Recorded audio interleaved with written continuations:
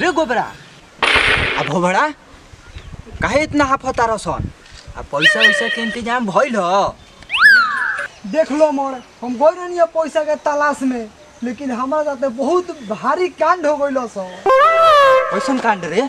कि कोहे लायक नहीं के देखे लायक बा।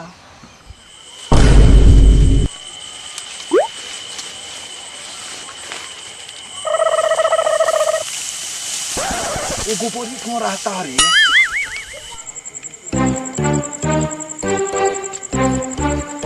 रे गोबरा फंस गई बनी रे गाल।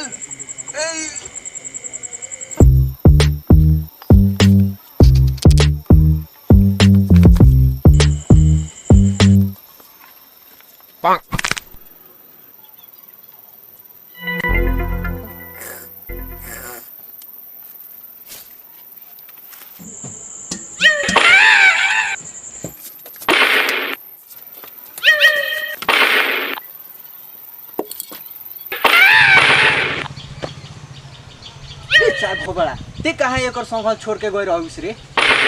हम कहाँ भाग गमी? लो है देख लो।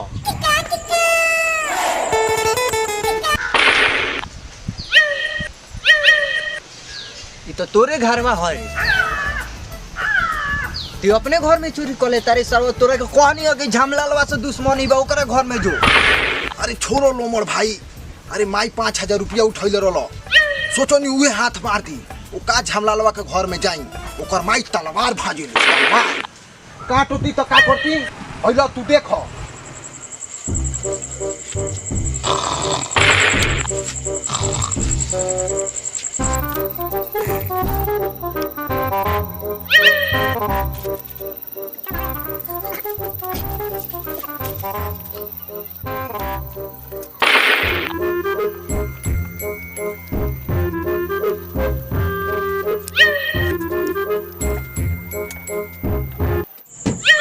गोबरा लोढ़ा दे ताला तुरे के बा।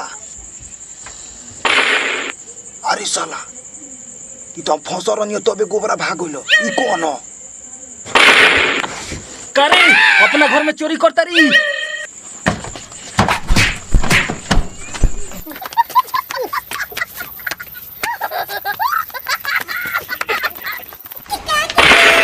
अरे भगवान गर्दन टूट गई भगवान। गर्दन टूट सरवल्ला पके झटका मरल ह जब मारे ना आवेला तो। नंबर भाई हम संकट लेसन फेल। सरवा तोरा के कई बार कहले बानी कि अंग्रेजी ना आवेला तो नत बोलियो ओकरा के लिमिनेशन ना नु रे मिशन होला मिशन। तो उहे हम संकट फेल हो गई। गोबर भाई सब कुछ छोड़ो अपन उपाय बताओ। ना तो ऑर्केस्ट्रा का जो हम लड़ ना चाहो तहनी के कोनो काम के नहीं खस। अब हमरे कुछ सोचे के पड़ी।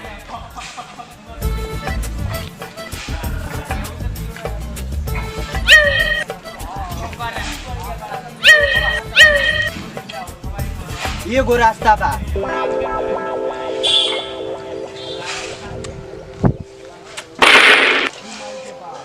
ना ना तो 3 गो रास्ता बा।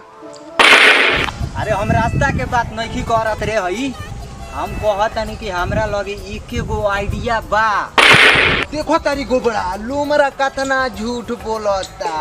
हमारा घरे 4 गो आइडिया चलता। एगो जियो सरव पगलवा जी लेखा हम चलतनी सीधा वही लेखा चलसन, लेकिन चुपचाप चलसन।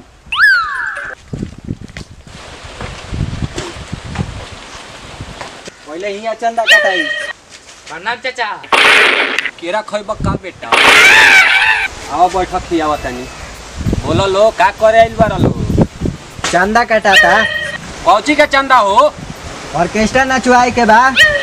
आ जब तक तू चंदा ना देबो तब तक तार इंदिरा आवास पास ना होई। के कहला सो? मुखिया कहलन। कौन कहला खो? हे लार कइले बारा उ ताला लेटी खा गो। अच्छा भैया खिसियाई जन बैठी पहले बैठी तो। राउत लेटरिन खा गई ना यार उ हमार लेटरिन के पैसा खा गई। अच्छा अच्छा ठीक बा। दिन रात मेहनत कर के पैसा हम कमाई आ उ रंडी के नाचना चाहिए। एगो झरल झाट देबे ना कर जाके दोसरा के दुआर के माटी कोड़ लो। ए भोगरा ले आइते ही चंदा काट। अब तोरे बस के बाद चल बोस चंदा कथी के चंदा? उ तार कफन किने के बा। भागा भोच वाला त नाले ऊपर डबके मुगा।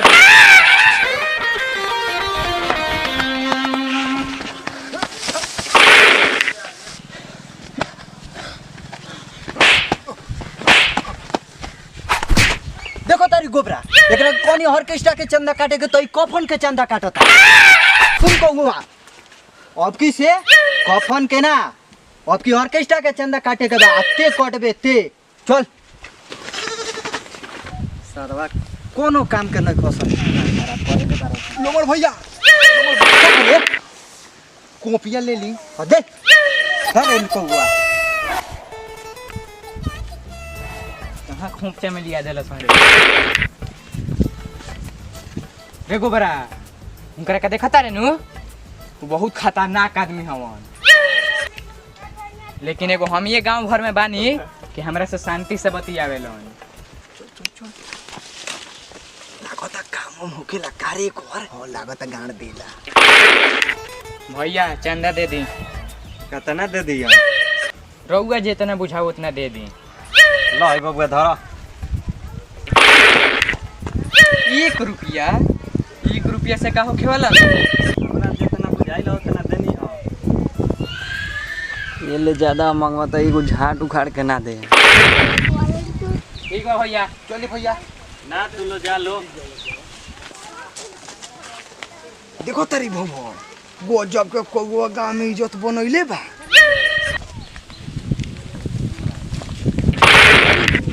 अरे अब कहवा चंदा उहे ना मिलल का? अरे चंदा के बात करो तारा का कौवा इज्जत बनैले बा। अरे बाप रे बाप लागत 5-6 मिल गइल बा कारी। ये पूरा बात सुनो बैठा के चाय पानी पियलो हसन झाट उखाड़ के 1 रुपया ना देलो। बात सरवा तनी को कोनो काम कर उनकरा का देखो तारा सो बहुत शरीफ आदमी हम। उनका लोग चंदा उंदा मिल जाए। हां अब सन ओए रोक हई देखत रे ई तो देखता नहीं हम ई तो रोड हम मुरचा गइल बा।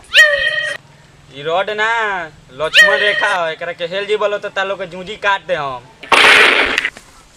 जूजी का काटे के बाद हमार बाजा काटी ई गोर कोरिया ना देखेला लेवे खाती माजा कोई खड़ा हो जाला। देख भैया हमार बातवा एक बार सुन ली। देख तोरा के वार्निंग देता नी एक बारी हेल जॉन बतिया सुन ली एक बार। देख आखिरी चेतावनी भाई हेल जॉन सुनी तो भैया बतिया।